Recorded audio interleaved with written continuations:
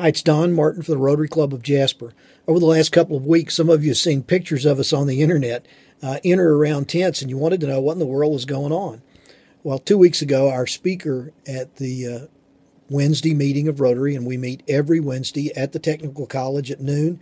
And if you're free, come join us and just tell them you're our guest. Anyway, the speaker 2 weeks ago was Mike Freeman from the Shelter Box, and he's the District 6910 representative that coordinates the Shelter Box activities in our district.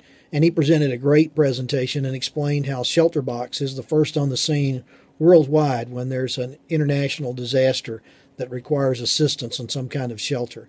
This is just one example of the many programs that Rotary is involved in at the local, district, and international level.